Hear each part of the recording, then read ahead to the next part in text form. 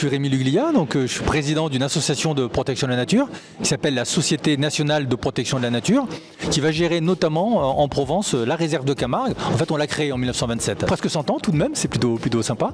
Et puis on gère également maintenant depuis un an la réserve naturelle nationale de la plaine des Maures dans le Var. Vous savez, c'est celle qui a été parcourue par un gigantesque incendie à l'été 2021. Du coup, le gestionnaire précédent, c'était le département du Var, s'est retiré de cette gestion et c'est nous qui l'avons reprise pour essayer de permettre à ce milieu de se restaurer et de se régénérer après l'incendie, avec des espèces et des milieux qui sont extrêmement riches. Le sujet, c'était punir ou périr.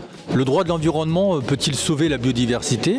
Donc moi d'abord j'ai dit que je ne souhaitais pas être enfermé sur ces deux termes, punir ou périr. Voilà, moi je pense qu'il y a une troisième voie, c'est celle que je travaille avec mon association, qui est une voie de la cohabitation, c'est-à-dire d'arriver à définir une trajectoire et un avenir souhaitable et vivable, à la fois pour les humains, mais aussi pour le reste de la nature. Ça, c'est nos valeurs, c'est ce qu'on essaye de porter, et on y croit. Enfin voilà, c'est des choses sur lesquelles on œuvre. Ça, c'était le premier point. Ensuite, sur le droit de l'environnement, moi je considère qu'il est indispensable. Il permet de sauver des espèces, il permet de protéger des paysages, il permet de réguler les activités humaines, notamment celles qui sont destructrices pour l'environnement. On peut parler à certaines formes d'agriculture, on peut parler de certaines formes de pollution, on peut parler de l'artificialisation. Tout ça, c'est des activités qui doivent être régulées si on veut sauver la nature. Le problème du droit de l'environnement, c'est qu'il n'est pas assez appliqué, parce qu'il manque de moyens, parce que les personnes ne sont pas assez formées et aussi parce qu'il n'y a pas de volonté politique suffisante.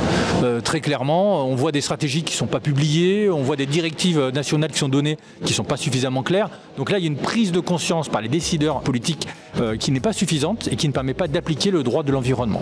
Mais moi, je considère aussi que le droit de l'environnement n'est pas suffisant. C'est pas comme ça qu'on va sauver la nature. Bien sûr, il faut des règles, il faut qu'elles soient rappelées, mais ce qui est important, c'est la façon dont les sociétés conçoivent de vivre avec les autres qu'humains, c'est-à-dire avec le reste de la nature. Et ça, c'est des trajectoires de longue durée qu'il faut impulser, il faut reconnecter les gens à la nature, il faut travailler autrement et faire surtout prendre conscience que les enjeux de la biodiversité doivent être appropriés par les populations pour pouvoir être vraiment pris en compte. Puis on est en démocratie. Moi, personnellement, je suis démocrate. Donc la démocratie, c'est le pouvoir aux citoyens. C'est-à-dire que chaque citoyen exprime son vœu et la politique publique traduit ce souhait général. Et donc, moi, je considère qu'il faut convaincre les citoyens que c'est de leur intérêt personnel, mais aussi d'un intérêt qui les dépasse, ce qu'on appelle l'intérêt général, de protéger la nature. Dans la vie, on ne peut pas fonctionner uniquement avec des valeurs économiques et utilitaires. Je considère qu'on doit mettre en avant des valeurs patrimoniales, que ce soit le patrimoine historique, que ce soit le patrimoine culturel, les traditions, les chants, les danses, la culture, les langues. Et à Marseille, on le sait bien, le provençal, c'est quand même quelque chose d'important. Et bien ça, c'est des choses qu'il faut préserver.